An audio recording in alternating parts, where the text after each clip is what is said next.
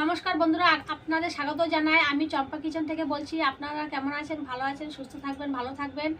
আপনাদের সামনে আজকে একটা নতুন ভিডিও নিয়ে এসেছি। ভিডিওটি হলো আমি আজকে আলুর পরোটা বানিয়ে আপনাদের দেখাবো। শীতকালে আলুর পরোটা খুবই ভালো লাগে, নতুন নতুন আলু দিয়ে। আজকে আপনাদের আমি আলুর পরোটার রেসিপিটা দেখাবো। তো বন্ধুরা, আমি আলুর পরোটার জন্য কি কি নিয়েছি উপকরণ দেখুন। এখানে নিয়েছি মটর কুচি, ধনিয়া পাতা কুচি, লঙ্কা কুচি, আদা কুচি। এখানে নিয়েছি লবণ, আর একটা ওপর থেকে মশলা বানিয়েছি আমি, এলাচ, দারচিনি, সব জিরের গরম মশলা, এটা মশলা নিয়েছি। এখানে নিয়েছি লঙ্কার গুঁড়ো, হলুদ গুঁড়ো, জিরে, তেজপাতা, আর এখানে নিয়েছি সাদা তেল, ময়দা নিয়েছি, আর সিদ্ধ করা আলু নিয়েছি। আমি আলুগুলো আগেই মেখে নিয়েছি। তা এখন আমি আপনাদের ময়দার ডোটা করে নেব। ময়দার ডোটা করছি এখন, তারপরে আমি আলুটার পুর বানিয়ে নেব। ময়দার ডো করার জন্য আমি স্বাদ মতো লবণ নিয়ে নিচ্ছি, আর নিয়ে নিচ্ছি সাদা তেল।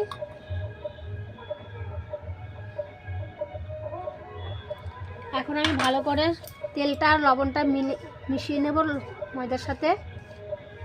আমি ময়দা দিয়ে বানাচ্ছি, আপনারা চাইলে পরোটা আটা দিয়েও বানাতে পারেন, কিন্তু ময়দার পরোটা একটু খেতে ভালো লাগে। দেখুন বন্ধুরা, আমি ময়দার মধ্যে তেলটা আর লবণটা মেখে নিয়েছি। এখন আমি অল্প অল্প জল দিয়ে ময়দার ডোটা করে নেব।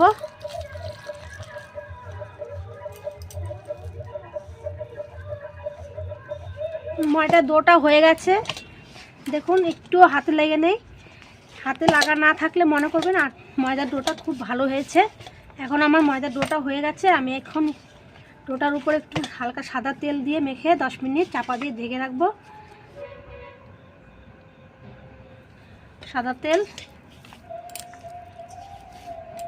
আমি সাদা তেলটা ময়দার গায়ে মেখে রেখে 10 মিনিট চাপা দিয়ে ঢেকে রাখবো। এখন আমি উনুনে আঁচ ধরিয়ে পুরটা বানাবো। আমার উনুনে আঁচ ধরে গেছে, আমি এখন কড়াই বসিয়ে দেবো। কড়াইটা গরম, ওটার পুরটা বানিয়ে নেব। কড়াই গরম হয়ে গেছে, এখন আমি দিয়ে দেবো সাদা তেল। আপনারা চাইলে পুরটা সরষের তেল দিয়ে বানাতে পারেন, আমি আজকে সাদা তেল দিয়ে বানিয়ে দেখাচ্ছি আপনাদের।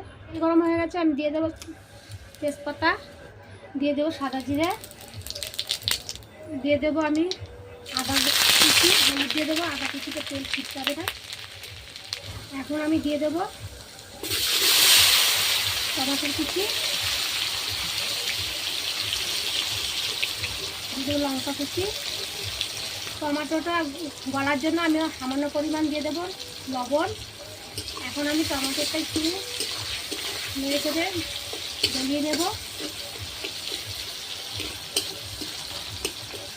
দেখুন বন্ধুরা, আমার টমাটোরগুলো গলে গেছে। এখন আমি দিয়ে দেব শুকনো লঙ্কার গুঁড়ো, কালার হওয়ার জন্য শুকনো লঙ্কার গুঁড়ো দিয়ে দেবো। দিয়ে দেবো আমি স্বাদ অনুসারে লবণ, দিয়ে দেবো হলুদ গুঁড়ো। ভালো করে আমি এগুলো নেড়ে চেড়ে মিশিয়ে নেব। এখন আমার ভাজা ভাজা হয়ে গেছে মশলাগুলো, আর টমাটোরগুলো ভাজা ভাজা হয়ে গেছে, টমাটোগুলো গলে গেছে। এখন আমি দিয়ে দেবো সিদ্ধ করা আলু মাখাটা। এখন আমি ভালো করে তেলের সাথে আলু মাখাটা মিশিয়ে নেব। আমি ভালো করে আলুর পুরটা ভালো করে মিশিয়ে ভাজা ভাজা করে নেব। আলুর পুরটা ভালো করে মিশিয়ে রান্না করে ফেলেছি। এখন আমি ওপর থেকে দিয়ে দেব আমার মশলা করা জিরে সব এলাচ দারচিনির মশলাটা আমি দিয়ে দেবো। আমি ধনিয়া পাতা দিয়ে দিয়েছি। এখন ভালো করে ধনিয়া পাতার মশলাটা পুরের সাথে মিশিয়ে নেব।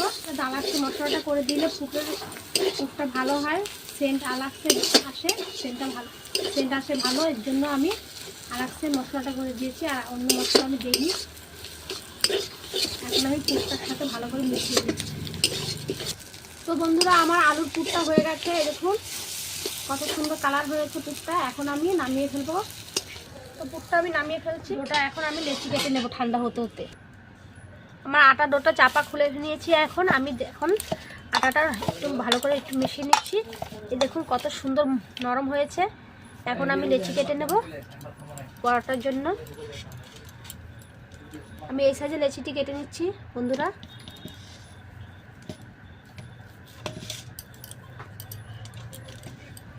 আমার এতগুলো লেচি হয়েছে, আমি এখন লেচিগুলো গোল করে নেব।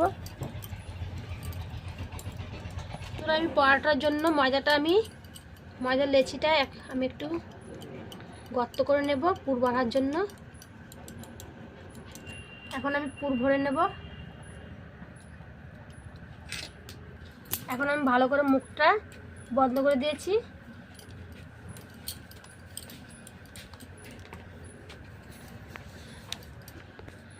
এখন আমি হালকা করে আটাটা বেলে নেব। আমি বেলার মধ্যে গুঁড়ি দেব না, আটা দেব না, ময়দা দেব না, আমি এমনি বেলে নেব। হালকা চেপে চেপে বেলবো যাতে পুরটা না বেরোয়। ময়দার পরোটাটা এরকম করে বেলে নিয়েছি, একটু পুর বাইরে বেরোয়নি। এখন আমি দিয়ে দেবো গরম তাওয়ার মধ্যে। এই পিঠটা হালকা হলে তারপরে আমি তেল দেব। এক পিঠ আমার হয়ে গেছে, এখন আমি উল্টে দেব হালকা করে তেল। বন্ধুরা দেখুন, আমি এদিক দিয়ে পরোটা ভেজে নিচ্ছি, আর বাকি লেচিগুলো আমার বৌদি ওদিক দিয়ে বেলে দিচ্ছে, আর আমি ভেজে নেব। এখন আমি উল্টিয়ে দিয়েছি, বৌদি বেলে নিচ্ছে সবগুলো, আমি ওদিক দিয়ে ভেজে নিচ্ছি। তো দেখুন বন্ধুরা, আমার পরোটা এপিঠ ওপিঠ দুপিঠই হয়ে গেছে।